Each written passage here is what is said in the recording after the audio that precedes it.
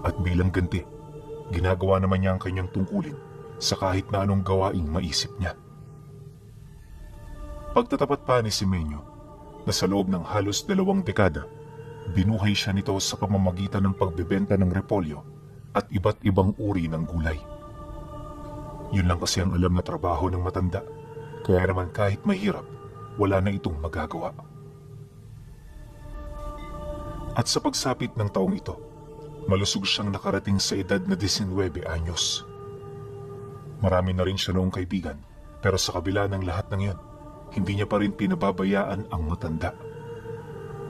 Bukod kasi sa di na gaanong nakakakilos ang lolo niya, makakalimutin na rin ito.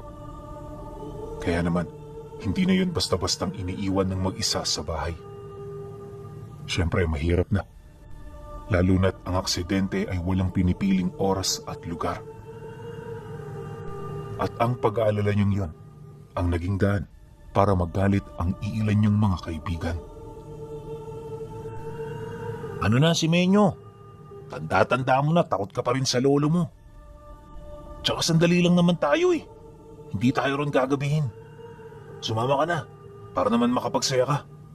Tandaan mo, bibihira lang tong mangyari at hindi na ito mauulit pa. Pangudyok palagi ng kanyang kaibigan sa oras na meron itong lakad at pupuntahan. Ngunit kapag naririnig ni Simenyo ang ganoong paliwanag, nananatiling matatag ang kanyang rason. Kailan may wala siyang balak ipagpalit ang kanyang lolo sa kahit na anong panandali ang bagay. At ito ang pangunahing dahilan kung bakit marami sa kanyang kaibigan ang nagagalit sa kanya. Masama man siya sa tingin ng iba at walang pakinabang, naniniwala siya na sa mga mata ng taong nag-iisip ng tuwid, isa siyang mabuting apo sa matandang nagbigay ng magandang buhay sa kanya. Ilang buwan ang lumipas, hindi na siya ganong iniimbita ng mga kaibigan niya. Bibihira na rin pumunta ang mga ito sa kanilang pamamahay, kaya naman wala siyang ibang ginagawa noon, kundi bantayan ang mga pananim nila. At kapag hapon, madadatnan mo siya sa labas ng bahay, tahimik na nagkakape habang nag-iisip ng malalim. Matagal nang pinapangarap ni Simenyo ang makaalis sa ganoong buhay, ngunit hindi niya mawari kung papaano ito gagawin. Bukod sa mahirap lang sila, wala rin siyang pinag-aralan at wala siyang kakayahan para magtrabaho sa bayan. Nananatili rin siyang nakaangkla sa poder ng lolo niya, buhat sa utang na loob na kanyang nararamdaman. Subalit dumating ang isang araw kung saan kinausap siya nito ng masinsinan. Batid ng matanda na may mga ganun siyang agam-agam, kaya naman nais nito na hindi na siya mahirapan pa. Pwede mo naman akong iwan, Apo. Pangako, magiging maayos naman ako rito. Tsaka alam ko, gusto mo ring magkaroon ng direksyon ng iyong buhay. Bata ka pa at marami pang mangyayari sa iyo. Wika nito sa kanya, matapos nitong mailahad ang lahat ng mga iniisip nito. Hindi ho ako papayag, Lolo Tiburcio. Kayo ang direksyon ng buhay ko. Kaya mananatili ako sa inyong tabi. Hindi naman ho ako kagaya ng iba na pagkatapos palakihin, merong lakas ng loob na iwan ng mga taong umalalay sa kanila noong sila'y bata pa. Ngayon kayo na hong nanghihina, mananatili ako sa inyong tabi at magiging kaagapay ninyo hanggang ako'y mapayapang lumisan sa mundong ito. Gayunpaman, ipinagdarasal ko na sana ho magtagal pa tayo. Hindi ko kasi maisip ang buhay ko na wala na ho kayo, Lo. Nang marinig naman yun ng matanda, di nito naiwasang tumulo ang luha. Napakasakit para sa kanya na marinig ang ganoong rason ng kanyang apo. Kaya naman kahit gaano siya katapang, di niya maiwasang manghina. At sa loob ng ilang minutong pag-uusap, wala itong ibang inilahad sa kanya, kundi ang mga bagay na makakabuti sa kanya. Subalit bago magtapos ang pag-uusap, may nabanggit ito sa kanya, ukol sa lugar na tinatawag nito na baryo ng Santa Monica. Wala siyang ideya kung nasaan yan. Gawa ng sa tinagal-tagal nila roon, hindi niya pa narinig ang tungkol dito. Basta ang sabi ng matanda, ang baryo ng Santa Monica ay tahanan ng mga taong may malalim na kaalaman sa lihim na karunungan. Gamit ang kanilang mahika, kaya nilang pabagalin ang pagtanda ng kanilang mga katawan. Bagay na naging daan upang mabuhay ang mga ito ng daang-daang taon. Nabanggit din ng lolo niya na kabilang ang pamilyang pinagmulan niya sa mga taong naroon, kaya kung mahahanap nila ito, hindi malabong madugtungan pa ang nalalabi niyang oras sa mundo. Mariin din itong inilahat na matagal na niyang hinahanap ang lugar na yon, ngunit nanatili siyang bigo na ito ay matagpuan. Inamin din ng lolo niya na kahit matanda na siya at ugod-ugod na, di pa rin siya tuluyang sumusuko. Malakas ang kanyang kutob na mahahanap niya ito, kaya hindi niya alintana kahit gaano pa man katagal ang kanyang paghihintay. Naniniwala rin ito na si Semenyo ang magiging gabay niya, dahilan para ilahad nito ang tungkol sa nawawalang baryo ng Santa Monica. Lahat ng nakatira ho na po, mga kadugo natin. At kahit mga mersenaryo sila na nagtataglay ng dalawang magkalabang kapangyarihan, mananatili yung ligtas sa kanilang mga kamay. Ang kailangan lang natin gawin, hanapin kung saan sila naninirahan. Sabi ng ama ko, malapit lang sila rito. Ang hindi ko lang mawari, kung saan banda, gayong napapalibutan tayo ng mga kabundukan. Wika ng lolo niya. Pagkarinig naman niya sa sinabi nito, maging siya man ay hindi maisip kung ano ang ibig ng lolo niya. Gayunpaman, naniniwala siya na totoo ang mga sinasabi nito, kaya para hindi masaktan ang damdamin ng matanda, nagpasya siyang sumunod. Hindi na mahalaga kung ilang araw man ang gugugulin nila. Ang importante, mahanap nila ang nawawalang baryo. At sa pagpapatuloy ng kanilang pag-uusap, dito niya nalaman ang iilan pa sa mga detalye ukol dito. Ayon sa kanyang lolo, kaya hindi nahanap ang lugar ng Santa Monica ay dahil sa tinago ito ng isang mahiwagang hamog na kalimutang nagpapakita sa mga kabundukan. Dito naglalagi sa isang lugar, kaya sa tuwing lilitaw ito, walang nag-aakala ukol sa kung ano ang nilalaman nito. At sa pagtirik ng araw, unti-unting nawawala ang hamog, kasabay ng tuluyang pagtago ng baryo.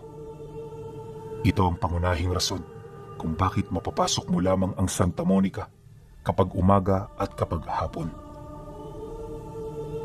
Dagdag pa nito na, tanging ang may mga dugo lamang ng naninirahan doon ang may kakayahang makapasok dito. Sa oras kasi na hindi mo taglay ang dugo nila, maaari ka lang mapadpad sa ibang dimensyon. At sa sandaling makarating ka rito, wala nang paraan pa upang ikay makabalik sa mundo ng mga tao. Nabanggit din ni Lolo Tiburcio na tanging ang mga matatanda na lamang ang nakakaalam ng tungkol dito. Marami sa mga albularyong nakarinig ng istorya, tinuturing nila itong alamat, kung kaya't hindi nila ito basta-bastang pinaniniwalaan. Bagay na pabor naman para sa kanilang mga kadugo upang patuloy itong mabuhay ng mapayapa mula sa dimensyon kung saan yun nagtatago. Matapos naman niyang marinig ang lahat ng istorya, tila bang nagkaroon din siya ng interes na matagpuan ang mga kalahi nila. Alam ni Semenyo na isang mahiwaga ang lugar ng Santa Monica, kaya nang marinig niya ang tungkol dito, hindi siya nagdalawang isip. Wala mang ideya kung saan sila pupunta, ngunit sa pamamagitan ng lolo niya, alam niya na meron silang mararating. Ilang araw ang lumipas pagkatapos ng nangyaring pag-uusap. Dito na sila naghanda. Pinatapos lang nila ang pag-aani ng repolyo bago sila nagdesisyong kumilos. At para maging maayos ang kanilang paglalakbay, kailangan nilang mapuna ng halos lahat ng kanilang pangangailangan.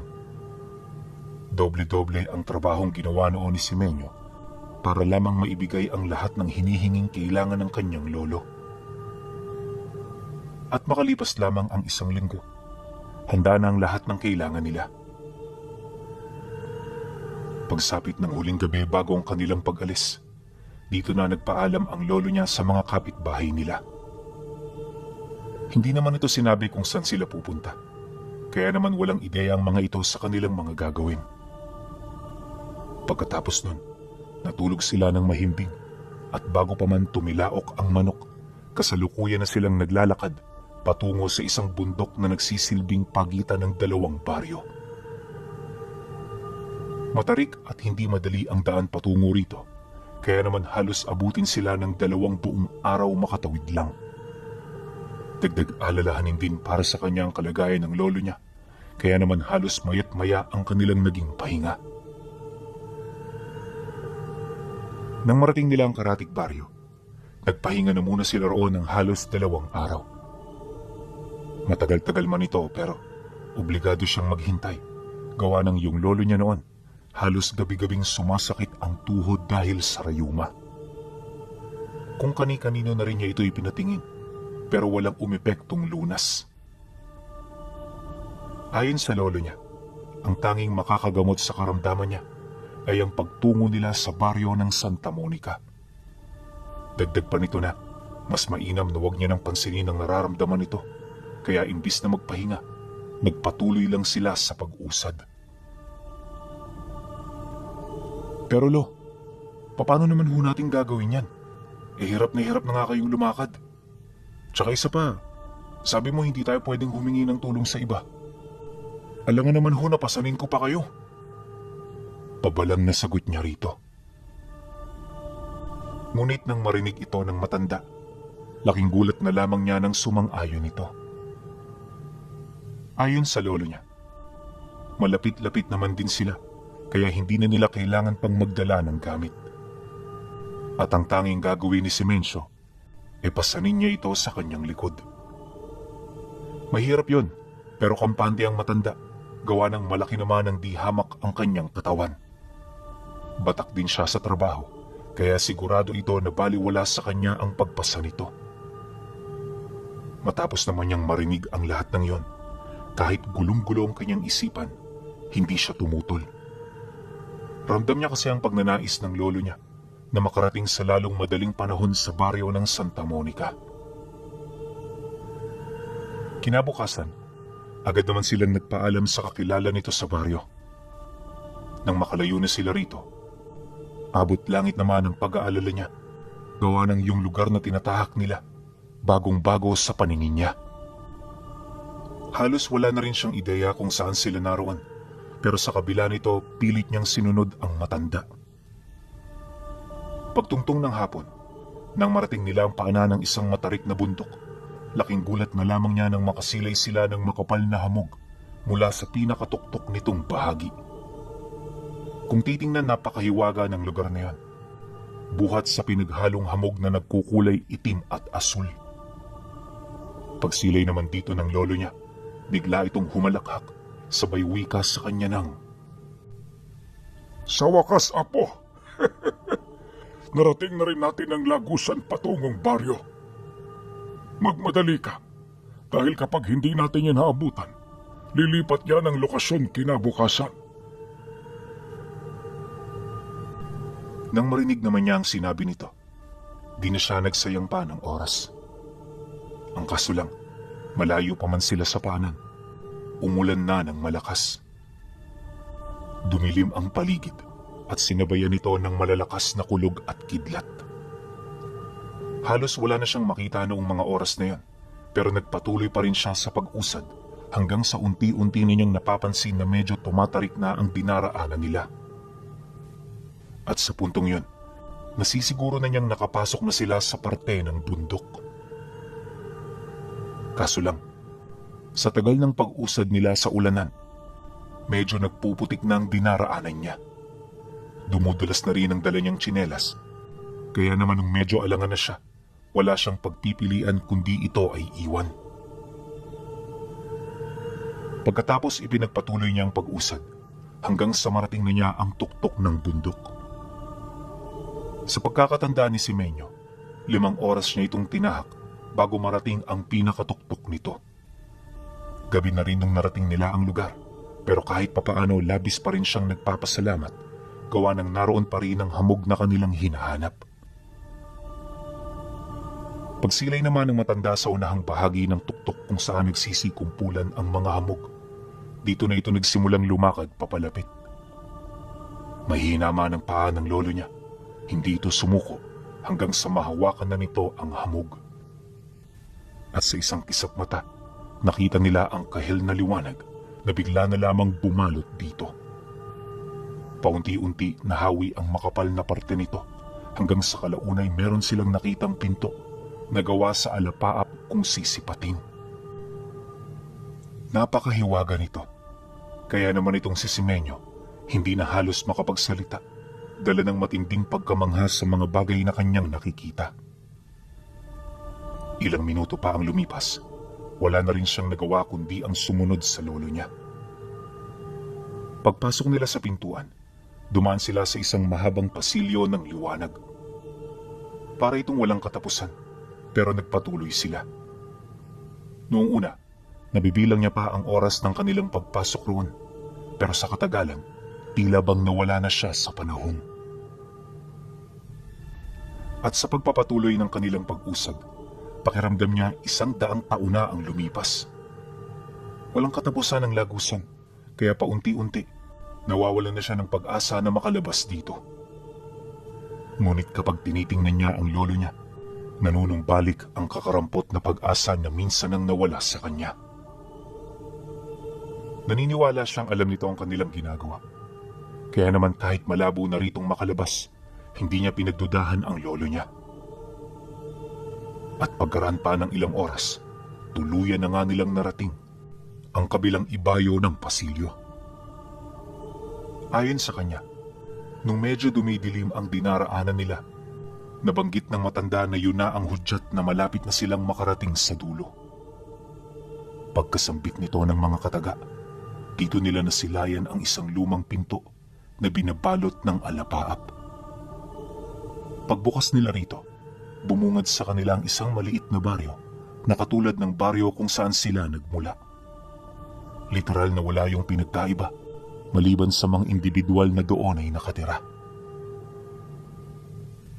Ayon sa lolo niya, wala ni isang ordinaryong tao sa lugar na yon dahil lahat ng naninirahan may dugo ng mga mersenaryo na may alam pagdating sa malalim na karunungan. Kinakatakutan din ng mga ito ng marami at sa buong lupain ng Benguet, isa sila sa mga tinaguriang kilabot pagdating sa pamamaslam ng mga nilalang na nasa panig ng kaliwa. Dagdag pa nito na, noong unang panahon, isang malaking karangalan ang mapabilang sa angkan, ngunit bigla na lamang itong nagbago buhat sa pagkakamali ng isa sa kanila. Hindi na ito isinalaysay ng matanda, gawa ng maging ito man, nahihiya sa nakaraan ng angkan nila.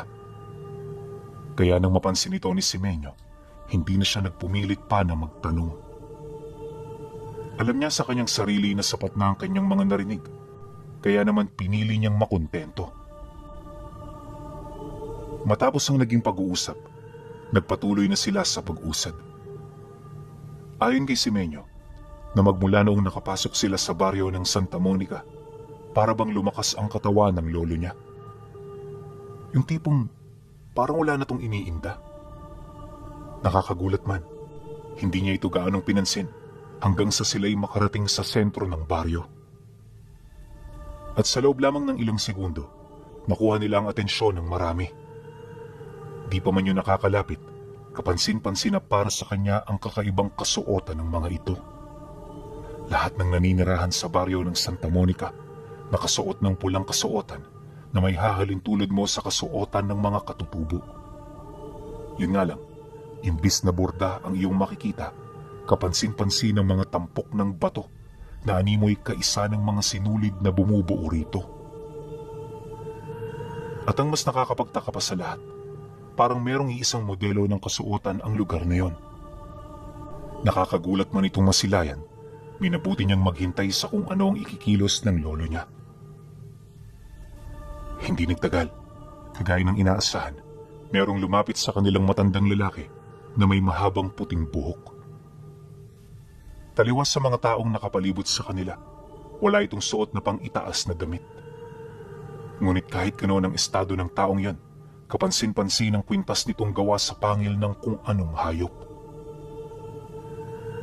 Pagharap naman ito sa lolo niya, bigla itong nagwika ng, Tiburcio, hindi ko inaasahan na darating ang araw na ito. Akala ko noon desidido ka ng kalimutan dito ang iyong pamilya. Ngayon, bakit ka pumunta? Mukhang pinagbago ata ng panahon ng iyong kaisipan at paniniwala. Gayunpaman, ikinagagal ako ang iyong pagbalik. Ano man ang namagitan sa atin noon, tapos na yon. Sa bandang huli, pamilya pa rin tayo at hindi yon magbabago. Nang marinig naman ni Lolo Tiburcio ang sinabi nito, taos-puso yung nagpasalamat. Inamin din ito na makitid ang pag-iisip niya noong siya ay bata pa, kaya siya nakagawa ng mga ganoong desisyon. Ngunit sa kabila nito, wala siyang naging pagsisisi. Kung hindi kasi siya umalis sa baryo ng Santa Monica, hindi siya magkakaroon ng isang mabuting apo. Dagdag pa niya na, kahit anong gawin niyang paglayo, patuloy pa rin siyang tinatawag ng baryo. Yun bang, nangungulila rin ito sa mga orihinal na taong nakatira rito? Sa pagpapatuloy ng pag-uusap ng dalawa, nalaman ni Simeño na meron pala doong tahanang nakalaan para sa kanila. Agad din niyang naramdaman ang tuwa ng mga naninirahan dito, kaya naman sa katagalan, nawala ang kanyang pangamba. Sa pinapakita kasing ugali ng mga ito, parang pinaparamdam nito sa kanila na kaisa sila ng komunidad kahit yon ang unang pagkakataon na makarating sila roon. Dumaan ang mga araw, naging maayos ang kanilang pamumuhay. At sa lugar na yon, nakamit nila ang kalayaang matagal na nilang inaasam. Hindi ka obligadong magtrabaho sa araw-araw, kaya pwede kang humilata anumang oras mo gusto. Sa baryong yun kasi pinuno, meron ng mga manggagawa na nakalaan sa pagtatrabaho. Salitan ang nangyayaring paghahanap buhay at lahat ng naninirahan dito laging nagtutulungan.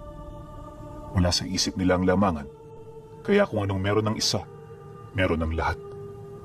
Hindi lang yun, bawat isa rin sa kanila ay hinubog bilang mga mandirigma, kung kaya't kahit anong banta ang nakaambas sa baryo, di sila nababahala. Akala nga noon ni Simeño, ang mga banta lang ang pinoproblema ng mga ito. Pero pagsapit ng huling araw ng buwan, dito niya nasaksihan ang mga kakaiba roong kaganapan. Dapit hapon pa lang, kapansin-pansin na ang pagiging maligalig ng mga tao sa baryo, nanimoy meron itong pinaghahandaan. Kaya naman ang mapansin ito ni Simeño, dali-dali siyang bumalik sa bahay nila para magtanong sa lolo niya. Pagpasok niya sa loob, nadatnan niya itong nagkakape, kasama ang kababata nito na siya rin namang pinuno ng Santa Monica. Pagsilay naman ng dalawa sa kanya, bahagyang naudlot ang pag-uusap. Hinintay siya nitong magsalita dahil ramdam ng mga ito na meron siyang ibig iparating. Maya-maya pa, nang mapansin naman niyo ni Simeño, di na siya nagdalawang isip pang ilahad ang tungkol sa kanyang mga agam-agam. At nang marinig naman ito ng pinuno ng Santa Monica, sumagot ito sa kanya ng, Normal na sa amin ang ganitong kaganapan tuwing katapusan ng buwan. Alam mo kasi, iho, ito lang ang panahon kung kailan kami nakakaani ng mga aswang. Pumupunta kami sa mundo ng mga tao para lamang kumuha ng mga ito. At ang mga nahuhuli naman, ginagamit namin upang panatilihin ang mahikang nagpoprotekta dito sa ating baryo. Wala kang dapat ikalungkot sa aming ginagawa, sapagkat ang pag-aaning ito ay tungkuling ubusin ang mga nilalang na nasa panig ng kaliwa. Pagkasambit dito ng matanda, wala naman siyang naramdaman maliban sa pagkagulat.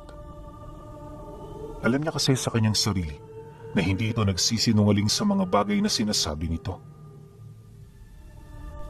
Pagkatapos ng usapan, umalis ang matanda upang mabigyan sila ng panahon ng kanyang lolo. Paglabas naman ito ng bahay, naiwan silang dalawang tahimik na nagmamasid sa bawat isa. Si Lolo Tiburcio, pangisi-ngisi na noon, animoy natatawa sa estado ng mukha niya. Maya-maya pa, pagbaba ng tensyon, lumapit ang matanda sabay hawi sa buhok niya. Huwag kang matakot, Simenyo. Ang mangyayari ngayong gabi, ang isa sa mga kaganapang hindi malilimutan ng buhay mo. Isantabi mo ang pagkabahala. Dahil sa baryo ng Santa Monica, tayong masusunod at tayong makapangyarihan. Bungad na wika nito. Nang marinig niya ang sinabi ng matanda, hindi na siya nakaimik. Ang tanging nagawa na lamang niya ay maghintay sa pagsapit ng dapit hapon. Hindi nagtagal, nang medyo bumalot na ang kadiliman sa buong lugar, dito na nagsimulang kumilos ang mga taga-baryo. Bitbit ang mga sulo, palaso at sibat, tinahak ng mga ito ang daan patungo sa labasan. Dinaanan din ng mga ito ang lagusang pinasukan nila hanggang sa makarating na yon sa mundo ng mga tao. Dala ng kuryosidad, sumama sila ng lolo niya. Bagaman nakita na nito ang mga susunod na pangyayari, hinayaan itong masilayan niya ng kanyang mga mata ang ginagawa ng mga kalugar nila. Pagkakuha naman ng abiso ng lolo niya, hindi na sila nagdalawang isip na sumunod. Ayon sa kanya, na habang sumasabay sila, napansin niya ang dalang mga kumot ng mga kababaryo nila. Nakabalot yun sa kanilang mga katawan, na parabang meron sila roong paggagamitan.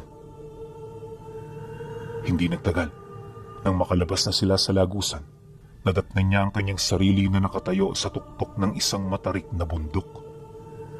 Punong-puno pa rin naman yun ng hamog tuwing gabi, ngunit pagsilay niya sa kanyang harapan, dito niya nasilayan ang isang lumang galyon na nakalutang sa ere. Nakaangkla ito sa pinakadulo ng bundok, kung saan sa ilalim nito ay isang malalim na bangin patungo sa ibaba. Ilang segundo pa ang lumipas, mabilis na pumasok doon ang kanilang mga kasamahan. At nang makapasok na silang lahat sa loob nito, unti-unti niyang narinig ang langit-ngit ng palo kung saan nakatali ang mga layag. Pagbuklat naman ng layag, dali-daling umangat ang galyon kasabay ng paghila ng mga kasamahan nila sa angkla. At sa pag-usad nila sa kalangitan, nakita niya ang makapal na alapaap na nagkukubli sa kanilang sasakyan. Napakabilis ng pag-usad nito, ngunit wala kang mararamdamang malakas na hangin sa ibabaw ng galyon. Kalahating oras pa ang lumipas, dito na nila nasilayan ang isang malaking bayan. Malayo pa man, kitang-kita na ng bawat isa sa kanila ang mga aswang na lumilipad sa kalagitnaan ng gabi. Pagdating naman nila sa ibabaw ng bayan, laking gulat na lamang niya nang paisa-isang magsilundagan ang mga kadugo nila. Sa mga sandaling nakita niya ang ginawa ng mga ito, halos hindi niya mawari kung ano ang mga susunod nitong gagawin. Base kasi sa kanyang nasilayan, wala itong paraan kung papaano makakaligtas sa ganoong kataas na lugar. Ngunit nang mapansin naman yun ng lolo niya, inabisuhan siya nito na tumingin sa ibaba. Walang sabi-sabi, agad naman niya yung ginawa kung saan dito niya nasilayan ang kanilang mga kalugar na malayang nakakalipad sa kalangitan. Ang mga kumot na minsan bumalot sa katawan ng mga ito, biglang naging mga itim na pakpak na tumubo sa kanilang likod. Ngunit ayon sa lolo niya, hindi ito katulad ng mga pakpak ng aswang na kaisa ng kanilang mga katawan, dahil ang mga pakpak na yon ay bunga ng mga mutsyang tanga nila. Marami rin yung kahinaan, kaya naman obligado ang mga nagtataglay nito na magdoble ingat. Konting pagkakamali lang, maaari itong mawala na magiging daan ng kanilang mga kamatayan. Dagdag pa ng lolo niya na marami ng aksidenteng naitala sa paggamit ng ganoong uri ng mutya, ngunit hindi pa rin ito napipigilan ang kanilang mga kadugo. Ito lang kasi ang nag-iisang paraan para mahuli ang mga aswang na gumagambala sa mga kabayanan. Nabanggit din ng lolo niya na mga eksperyensado na ang mga kadugo nila sa paggamit nito, kung kaya't wala na silang dapat na ipag-alala. Ilang minuto pa ang lumipas. Dito na bumalik ang naunang grupo, bit-bit ang mga aswang na nahuli nila ng lambat. May huwaga ang lambat na tanga ng mga ito, kaya kahit gaano man kalakas ang mga nilalang, wala itong pag-asang makawala rito. At sa bawat pagpupumiglas ng mga ito mula sa bagay na yun, mas lalo lang itong humihigpit hanggang sa tuluyan na itong bumaon sa katawan ng kanilang mga biktima. Madalas yon ang pangunahing sanhi ng pagkamatay ng mga ito, kaya naman nakaisip ng magandang ideya ang kanilang baryo para ito ay mapigilan. Kailangan kasi nilang mapanatiling buhay ang mga nilalang para mahigop ng mahikang ginagamit nila ang mga natitira nitong lakas at kaluluwa. Sa gayong paraan, mananatiling nakakubli ang Santa Monica. Nang marinig naman ni Semenyo ang tungkol dito, maigi niyang pinagmasdan ng mga aswang na nahuli ng lambat. Nakita niya na kahit gaano pa man kahigpit ang mga ito sa katawan nila, hinding-hindi yon mamamatay. Yun bang para may proteksyon ng mga lambat na yan upang hindi magkagutay-gutay ang katawan ng mga nilalang. Matapos naman niya yung masilayan, dito niya napagtanto ang ibig sabihin ng kanyang lolo. At sa loob ng halos 3 oras na pagmamasid, nakita niya kung papaano hulihin na parang mga ordinaryong hayop ang mga nilalang. Hindi alintana ng mga ito kung mga gabunan ang kanilang nakukuha o mga nasa ibang lahi man. Basta ang mahalaga para sa kanila, mapuna ng bilang na kanilang kailangan. Nang makumpleto na ang bilang, dito na nagsimulang magpahinga ang mga kasamahan nila. Pagod na pagod man, nabalot ng kasiyahan at pagbubunyi ang looban ng galyon. Labis-labis kasing nagpapasalamat ang mga ito na walang nangyari sa kanilang mga kasama. Kumbaga, ang pagsasayang yun ay buhat sa ligtas ng panghuhuli nila. Di nagtagal matapos ang pagsasaya, dito na nagsimulang umusad pabalik ang galyon. At nang makabalik na sila sa baryo ng Santa Monica, lahat ng mga aswang na nakuha nila ay agara nilang inilagay sa kulungan. Yung mga malalakas naman at may malalim na karunungan, nilagyan ng mga ito ng itim na piring sa mata, senyales na yon ang unang gagamitin nila. Dala ng kuryosidad, di sila tumigil kakasunod sa mga ito, hanggang sa marating na nila ang parte ng baryo kung saan nagmumula ang mahikang matagal na panahon ng nagbibigay sa kanila ng proteksyon. Paglalarawan ni Semenyo sa lugar na yan, di naman ito espesyal. At kagaya lang din naman ito ng mga ordinaryong bahay. Ngunit ang nagpapabukod tangi sa lugar na yon ay yung batong may kulay rosas na liwanag. Sa lahat ng bagay na nakita niya sa Santa Monica, ito ang kakaiba sa lahat, gawa ng yung liwanag na nagmumula rito, patuloy na dumadaloy patungo sa itaas ng bato. At kapag nakakarating doon ng liwanag, naglalabas ito ng makapal na hamog na agarang kumakalat sa baryo. Wala man siyang ideya kung paano yun nangyayari. Alam niya na matagal na itong ginagamit ng mga ninuno nila. Dagdag pa niya na, para makapaglabas ito ng makapal na hamog, kailangang patayuin sa harapan nito ang mga nilalang na nadakip nila upang makuhanan niyo ng esensya at kaluluwa. At sa oras na maisakatuparan na yon ng mga taga-baryo, tanging mabilis na sigaw lang ang iyong maririnig bago ito maglaho. Pagkatapos, dito na lalabas ang makapal na hamog na agad na babalot sa paligid. Nang masipat naman nila ang bagay na yan, paunti-unti naunawaan niya ang silbi ng mahiwagang bato. Maya-maya pa, nang maubos na ang mga nilalang na nakahanay, agad naman silang bumalik sa kanilang mga tahanan. Bawat isa walang nararamdamang kahit na ano sa mga nasaksihan nila. Nanimoy isa lamang itong pangkaraniwang kaganapan para sa kanila. Lumipas pa ang mga araw. muling nanumbalik ang normal na kaganapan sa kanilang lugar. Dahil dito, nagpasya sila si Menyo na lumabas muna ng Santa Monica. Bukod kasi sa magaling na ang lolo niya, marami silang mga bagay na kailangang balikan. Dagdag pa niya na, babalik din naman sila kaagad kung kaya't wala itong dapat na ipag-alala. Pagkarinig naman ng pinuno sa naging rason nila, hindi yun tumutol. Maging ito man kasi, aminado na kulang ang kagamitan nila sa baryo. At bilang matagal na silang naninirahan sa mundo ng mga tao, alam nito na hindi na sila mahihirapang makibagay. Dahil sa ganoong kaalaman ng pinuno, kung kaya't bukal sa loob nitong pinahintulutan ang kanilang desisyon. Tiwala ako sa iyo, Tiburcio. May maganda na tayong ugnayan ngayon. Kaya alam ko na totoo ang mga sinasabi ninyo. Yun nga lang, para tayo'y makasiguro sa inyong kaligtasan, kailangan niyong magkaroon ng kasama. Kayo nang bahala sa kanila at asahan niyo, susunod sila sa lahat ng sasabihin ninyo. Nang marinig naman ito ng lolo niya, taus-puso itong nagpasalamat. At nang matapos na ang kanilang pag-uusap, dito na sila pumili ng kanilang kasamahan. 3 lang ang pinahintulutang sumama sa kanila para naman hindi sila maging kahina-hinala sa mga lugar na pupuntahan nila. Napagkasunduan din nilang di papapasukin ng 3 sa baryo upang hindi ito makapagdulot ng hindi inaasahang problema. Matapos naman nilang magkasundo, dito na sila binigyan ng pinuno ng mga ginto na gagamitin nila sa pamimili. Muli rin sila nitong pinaalalahanan ukol sa mga panganib, lalo na sa mga aswang na merong personal na galit sa kanilang lahi.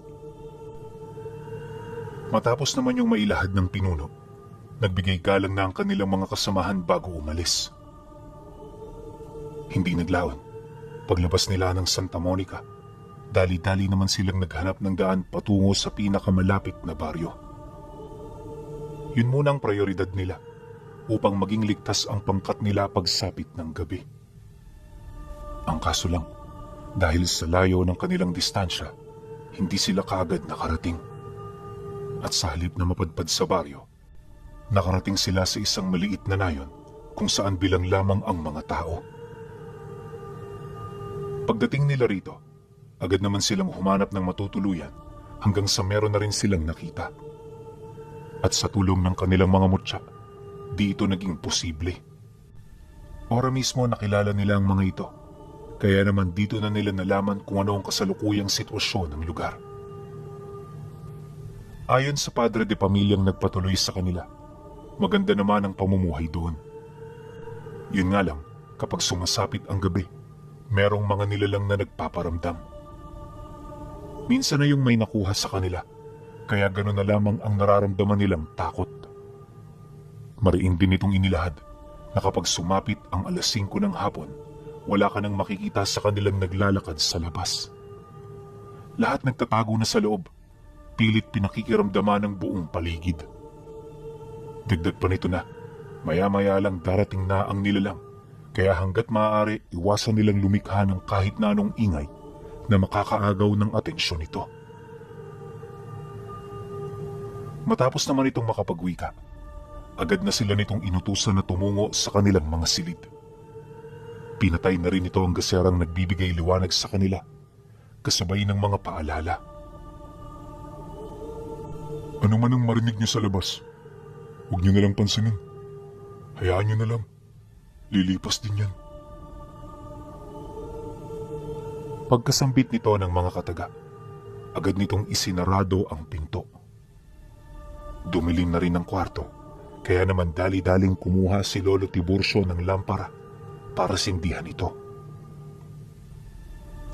Pagbalik ng liwanag sa loob, dito na sila nag-usap-usap.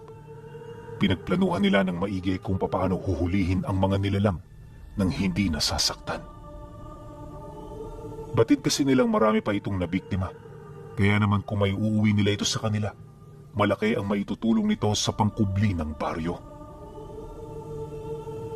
Ilang minuto pa ang lumipas, dito na naghanda ang kanilang mga kasama. Nataon kasi noong may mga armas din itong naikubli sa mga bayong na kanilang dala. Ayon kay Simenyo, karamihan sa mga armas ng mga kadugo nila hindi purong nagmumula sa kalikasan. Marami kasi rito binubuo ng mga buto ng namayapang hayop. Ngunit yung mga hayop na kanilang pinagkuhanan ay hindi mga pangkaraniwan. Marami sa mga ito nagmula sa mundo ng mga engkanto. Kaya naman ang kanilang mga butong naiwan ay mahiwaga. Dagdag pa niya na, kakaiba rin ang wangis ng mga armas ng mga kadugo nila, kung saan kalimitan sa mga ito ay parang mga kahoy lang kung titingnan. Subalit kapag binusisi mo ito ng malapitan, dito mo makikita ang mga mahiwagang simbolo at bagay na nakalapat dito. Bagaman may mga dala silang patalim, hindi nila ito gaanong ginagamit. Ang kanilang angkan kasi nakatuon sa pagpapalakas ng espiritual na kakayahan. Gayunpaman, hindi sila dapat maliitin pagdating sa pisikal na pakikipaglaban. Lahat kasi sila marunong makipagkumbate, kaya naman gamit ito at ng abilidad nila, masyado silang mapanganib sa mga pangkaraniwang duelo. Matapos namang makapaghanda ng grupo, sa halip na sundin ang sinabi ng may-ari ng bahay, tahimik itong nagmasid sa mga siwang ng bahay. Bawat kaluskos, huni, ay maigi nilang sinisiyasat hanggang sa magkaroon na sila ng ideya kung saang hayop ito nagmumula. Ang kaso lang dumaan na lamang ang 2 oras, tila bang wala pa ring senyales ng nilalang. Akala nila hindi na ito magpapakita pa, pero sa hindi inaasahang pagkakataon, muli silang nakarinig ng isang kaduda-dudang ingay. At ang ingay na yon ang agarang kumuha ng kanilang atensyon. Naririnig niyo ba ang naririnig ko? Mukhang nang galing sa norte ang huni. Pakinggan niyo.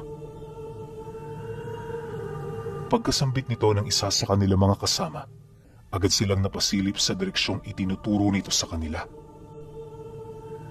Maya-maya pa, dito na nila nasilayan ang isang nilalang na halos kahalintulad ng aso ang wangis. Yun nga lang, imbis na balahibo ang nasa ulo nito, katakatakang bungo ang naunang nakausli rito. Meron din yung 4 na pangil, tapos di mo yun makikitaan ng konting bakas ng ilong nito. Ngunit kung titingnan mo yun ang kabuuan, masasabi mong napakabangis nitong nilalang. Kasindak-sindak din ang mga mahahaba nitong kuko, tapos masyadong nakakabahala ang laki ng katawan nito. Subalit nang masipat ito ng kanilang mga kadugo, tila bang wala itong naramdamang kahit na anong pagkasindak. At imbis na matakot, nagplano ito sa kung ano ang kanilang susunod na hakbang. Ayon sa mga ito, walang dudang aswang ang kinakaharap nila. Pero ang ipinagtataka nila, bakit gano'n ang anyo nito? Madalas kasi sa mga aswang na nagpapalit ng anyo, mga ordinaryong hayop lang ang kayang gayahin. Samantalang ang nilalang na yon, mukhang ginaya ang wangis ng isang mahiwagang nilalang na nagmula sa mundo ng mga engkanto. Nakakamangha ang ganoong nilalang para sa kanila. Gawa ng bago lang ito sa kanilang paningin. Mariinding inilahad ng mga ito na kahit na anong mangyari, iuuwi nila ito sa baryo ng Santa Monica. Pagkatapos ng mga pag-uusap, dito na nga nito pasimpleng binuksan ng pinto. Dali-dali silang pumuslit hanggang sa marating na nila ang parte ng kusina kung saan may nakita silang maliit na labasan. Bagaman alam nila na mapanganib ito sa mga taong naninirahan sa loob, di nila ito gaanong ininda dahil sa isip-isip nila, di naman nila ito hahayaang makapasok ng bahay. Pagdating nila sa bakuran, sakto naman ang pag-atungal ng nilalang. Pagsilay nila sa kinaroroonan nito, agad namang sumigaw ang kanyang mga kasama upang palakasin ang mga loob nila. At habang ginagawa nila ito, dahan-dahan na nilang pinapalibutan ang mga nilalang. Pilit din nila itong itinataboy sa pamamagitan ng tinig, ngunit nakapagtatakang hindi ito nasisindak. Maya-maya pa, imbis na umatras ito, bigla itong sumugod sa kanila. Dahil sa pangyayari, hindi na rin nagdalawang isip ang mga kasama nila na alisin ang mga balabal sa kanilang mga katawan. Pagtaas nila nito, agad namang nagkaroon ng bisa ang mga kalasag nila. Kaya naman bago pa makalapit ang nilalang, nagawa na sila nitong maprotektahan.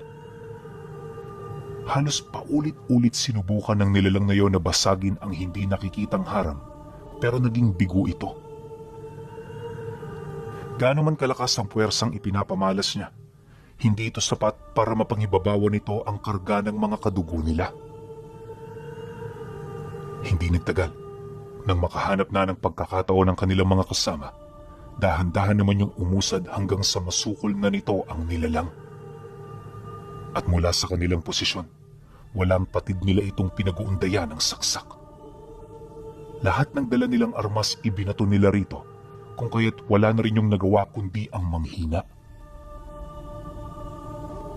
Pagbagsak nito sa lupa, gamit ang kanilang lambat, walang kaabog-abog nila itong hinuli.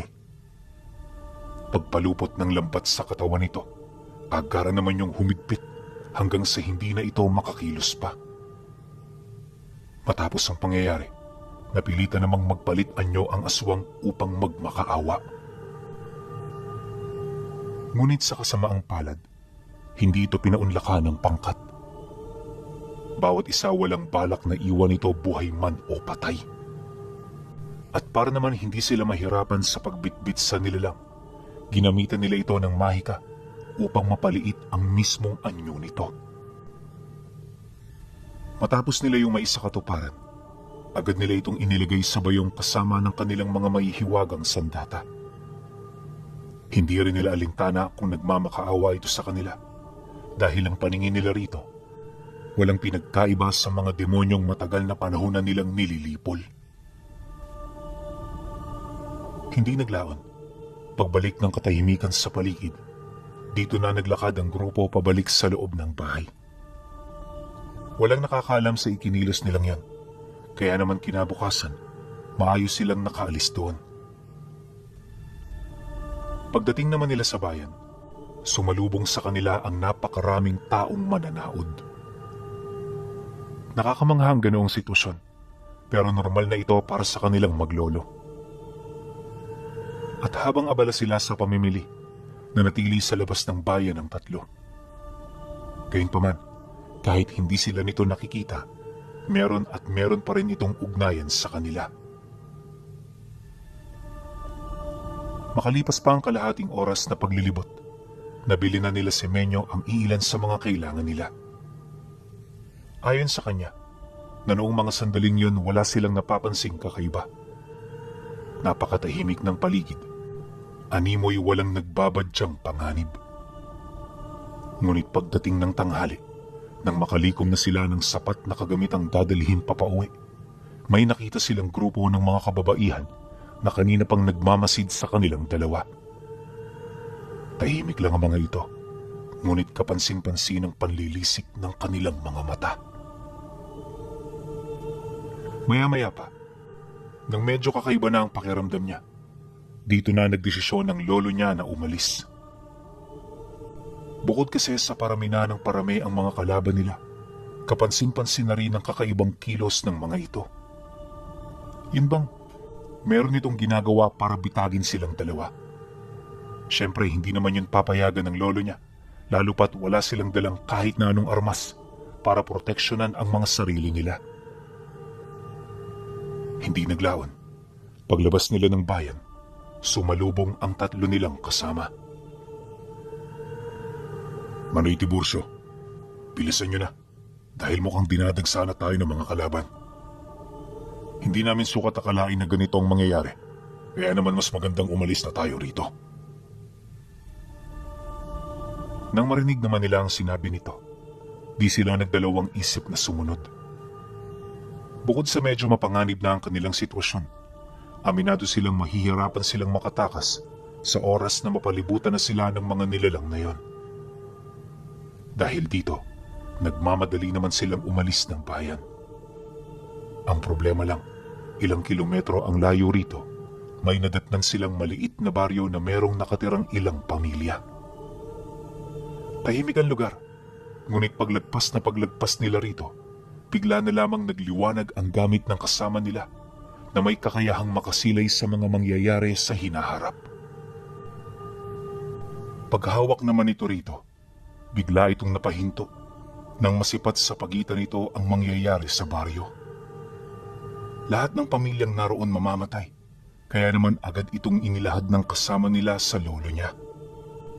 At nang marinig naman ng matanda ang sinabi nito, agad din naman yung napahinto habang nag-iisip ng malalim. Sa puntong yun kasi, medyo nakakakonsensya na iwan ang baryong yun, lalo pat sila ang dahilan ng pagkalipol nito sa hinaharap.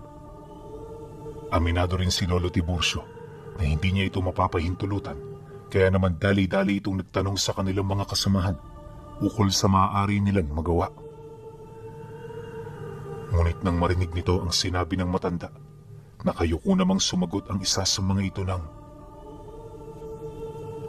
"Gabi pa darating ang ating mga kasamahan.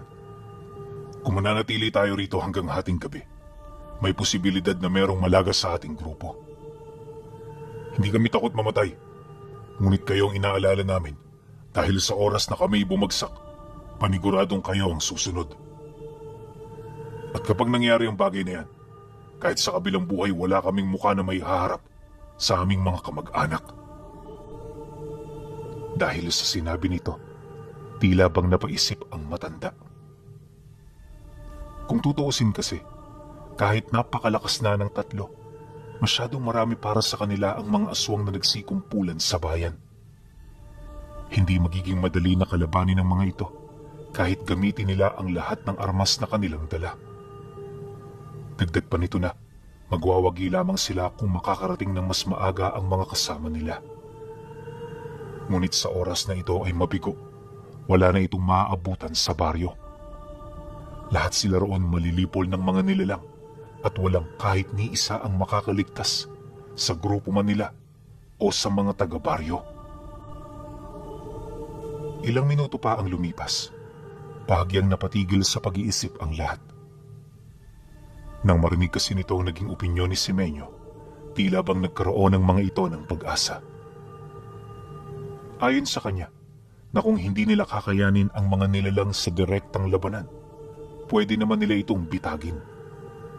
At habang abala ang mga ito sa paghahanap, unti-unti nila itong aatakihin hanggang sa tuluyan na itong manghina. Mas mainam ding dalhin nila sa kakahuyan ng laban nang sa gayoy magkaroon sila ng dagdag kalamangan. Mariin din niyang inilahad na sa looban ng gubat, walang kapasidad ang mga nilalang na sabay-sabay na makapasok. May mananatili sa labas, kaya naman sa oras na ganun ang mangyari, tsansa na nilang lipulin ang mga nangahas. Nang marinig naman yun ng grupo, tila bang nabuhayan ang mga ito. Hindi nito halos sukat akalain na ang katulad niya may kapasidad na makapag-isip ng ganoong plano. At dahil sa sinabi niyang yon, dali-dali namang kumilos ang lahat habang may araw pa. Pinagtulungan nilang maglatag ng mga bitag hanggang sa naihanda na nila ang lahat. Pagpatak ng dapit hapon, para silang mga mersenaryong naghihintay ng mga biktima. Nakabase na rin sila noon sa gubat, kaya naman di na sila gaanong nababahala. Ngunit sa kabila ng lahat ng yan, hindi pa rin nila maiwasang mag-alala para sa mga taga-baryo.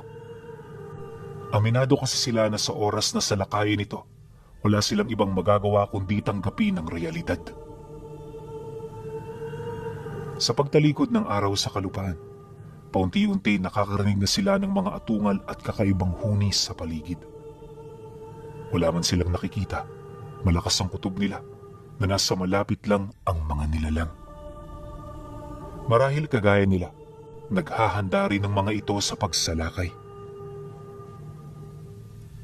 Pagpatak naman ng 6:00 ng gabi, dito na nila nasilayan ang mga nilalang na mabilis na tinatahak ang malawak na patag. Para itong mga mababangis na hayop na naghahanap ng mga biktima, kaya na masipat nila ito, inihanda na nila ang kanilang mga sarili. Si Semenyo noon at ang kanyang lolo, hawak-hawak na ang balabal na may kakayahang makapaglikha ng mahiwagang kalasag. Ito ang ibinigay sa kanila ng tatlo upang kahit papaano hindi sila basta-bastang mapahamak.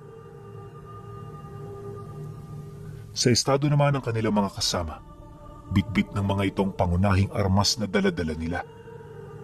Nakakabahala mang masipat ang mga ito sa ganoong posisyon. Pinili nilang magpakatatag upang hindi sila basta-bastang panghinaan. Pagkaraan pa ng ilang minuto, laking gulat na lamang nila nang nasipat nila ang mga kasama nitong amumungo. Dampuhala ang mga nilalang na yan, kaya kahit ang mga punong nakatayo sa malawak na patag, madali nitong natitibag. At nung makapasok na ito sa lupain ng baryo, walang kaabog-abog nitong winasak ang lahat ng kagamitang kanilang madaraanan. Pagdating ng mga ito sa kabahayan, agad na kumuha ng malalaking bato ang mga nilalang at walang habas itong pinagbababato. Isang malaking tipak lang nito, sapat na para wasakin ang isang tahanan. Dahil sa pangyayari, agad namang sumiklab ang kaguluhan, ngunit imbis na kumilos sila, hinintay nila itong makalapit sa gubat. Alam kasi nila na hindi sila roon pwedeng bumalik, gawa ng sa oras na maramdaman ito ang kanilang presensya, paniguradong sila ang pupuntiryahin ng mga ito. At kapag nangyari ang bagay na yun, hindi na sila magkakaroon ng pagkakataon para lumaban. Ito ang iniiwasan ng tatlo, kaya naman kahit masakit para sa kanila na makita ang sitwasyon, pinili nilang magkibit balikat at magbulag-bulagan. Sa isip-isip nila noon, hindi masasayang ang sakripisyo ng mga taong naninirahan dito dahil ipaghihiganti nila ito. Iyon ang pangunahing dahilan kung bakit mas pinili nilang manatili kesa tumakas. Sa pagpapatuloy ng mga kaganapan, dito na nila napansin ang unti-unting paglapit sa kakahuyan ng mga nilalang. Marahil naramdaman na nito ang presensya ng patibong nila kung kaya't hindi na nito maiwasang lumapit. Ilang metro naman ang layo ng mga ito. Dito nila nasilayan ang lihiyo ng mga aswang. Sa puntong yon, doon na rin nila napagtanto na kaya pala sobrang dami ng mga nilalang na yon ay dahil sa binubuo ito ng 5 angkan at 3 uri.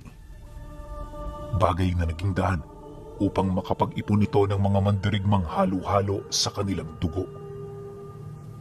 Dagdag pa ng mga kasamahan ni Semenyo na dahil sa pagkakaroon nito ng 3 lahi, paniguradong mas malakas yun kumpara sa mga pangkaraniwang aswang. Hindi ko sukat akalain na ganitong mga nilalang ang makakaharap natin sa lugar na ito. Napapaisip tuloy ako kung saan napadpad ang lagusan ng Santa Monica. Pagkasambit nito ng mga katagang yon, wala naman silang naisagot. Maging sila man kasi, aminadong walang kaide-ideya sa mga nangyayari. Kahit nga noon si Semenyo, napansin na kakaiba ang dialektong ginagamit ng mga nabilhan nila. Mabuti na lang, magaling sumenyas ang lolo niya, kaya naman nakuha nila ang kanilang mga kailangan. Ilang minuto pa ang lumipas, nang makapagtipo na ang mga nilalang. Dito na nagsimulang magsalita ang namumuno sa mga ito. May mga katagayong inilahad sa mga kauri niya. Naanimoy kinakasangkapan nito para mapalakas ang loob ng mga tagasunod nito. Matapos naman yung masambit ng namumuno, dito na nagsimulang umusad ang mga nilalang. At kagaya ng plano nila, hindi nga nakapasok ang mga ito ng sabay-sabay. Noong una sinubukang wasakin ng mga amumungo ang gubat, subalit naging bigo ito dahil sa kalasag na ibinalot doon ng kanilang mga kadugo. At nang mapagtanto naman yon ng mga nilalang, wala na rin itong nagawa kundi ang magpapasok dito ng pangkat. Ayon sa kanya, 2 pangkat ang una nitong pinapasok na binubuo ng tigla 12 piraso. Matapos niya yung masilayan, dali-dali naman niya itong ipinagbigay alam sa kanyang mga kasamahang naghihintay sa bukana. Pagkakuha nito ng senyas niya, dahan-dahan itong bumaba sa puno, bit-bit ang mga armas nila. Maya-maya pa, nang nasa ibaba na ng mga itong mga kalaban, di na ito nagdalawang isip na lumundag habang iwinawasiwas sa ere ang kanilang mga sandata. Sa isang iglap, nagliwanag ang mga bagay na yan hanggang sa unti-unti nang umusli roon ng isang kakaibang latigo na gawa sa purong liwanag. Berde ang kulay nito, ngunit sa oras na lumapat ito sa katawan ng mga kalaban nila, nagiging kulay pula ito. Wala kang makikitang pinsala na nililikha ng armas, ngunit kapansin-pansin ang agarang panghihina ng mga tinatamaan. Sa sandali ring kumalas ang latigo sa kanilang katawan, bigla itong maagnas hanggang sa buto na lamang ang matira sa kanila.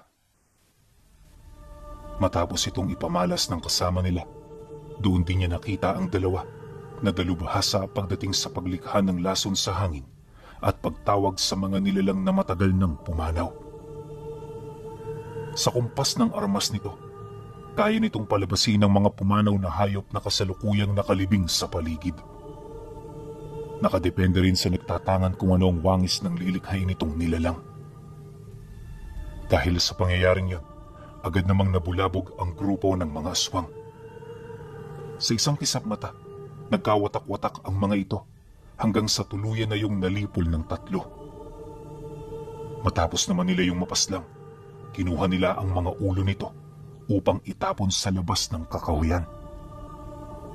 Kaya yun ginawa ng tatlo ay para maipakita sa mga kasamahan nito na hindi sila natatakot. Nang may sakatuparan na nila ang bagay na yan, abot langit naman ang naramdamang galit ng pinuno ng kanilang mga kalaban. At para maipalasap sa kanila ang pangil ng mga ito, walang patid sila noong pinagpababato ng mga amumongo hanggang sa unti-unti na nitong napahina ang kanilang kalasag. Nang mapansin naman yun ng tatlo, hindi nila maiwasang matakot. Alam nila na sa oras na bumagsak ang harang, ito na rin ang magiging katapusan nila. Halos 4 na oras nila itong pinigilan kung saan nagdulot ito ng matinding panghihina sa kanilang panig. Ayon sa kanya, na pagkatapos ng 4 na oras, 2 sa mga kasama niya ang hindi na makatayo pa. Wala na rin itong lakas para lumaban, kaya para mapanatili silang ligtas, pilit nitong ibinubuhos ang natitira nilang lakas sa pagpapatibay ng harang. Mabuti na lang talaga na paaga ang pagdating ng kanilang mga kasama. Dahil kung nataong hindi, paniguradong wala na itong madadatnan. Dagdag pa niya na, napansin nila ang pagdating ng mga ito nang masipat nila ang makapal na alapaap na biglang bumalot sa liwanag ng buwan. Pagtingala noon ng kanilang kasamahan, halos mamatay-matay na ito sa kakasigaw, buhat sa tuwa na kasalukuyan itong nararamdaman. Maya-maya pa, matapos ang naging pagtawag, dito na nagsimulang bumaba ang kanilang mga kasamahan. At sa isang iglap, nagkagulo sa hanay ng mga nilalang. Lahat ng mga nilalang na sumusukol sa kanila, halos hindi makapaniwala sa kanilang mga nakikita. Maya-maya pa, paglapag naman ng mga kadugo nila, walang habas nitong pinaglalalambat ang mga nilalang na kanilang nakaharap. Yung iba namang hindi nila madakip, pinugutan nila ng ulo na animoy mga baboy lang. At sa loob ng halos ilang minutong pakikipagbuno ng mga ito, kitang-kita ni Simenyo kung papaano nawawalan ng lakas ng loob ang mga nilalang. Paunti-unti umatras ang mga ito hanggang sa nakita niya kung papaano kumaripas ng takbo ang mga natira.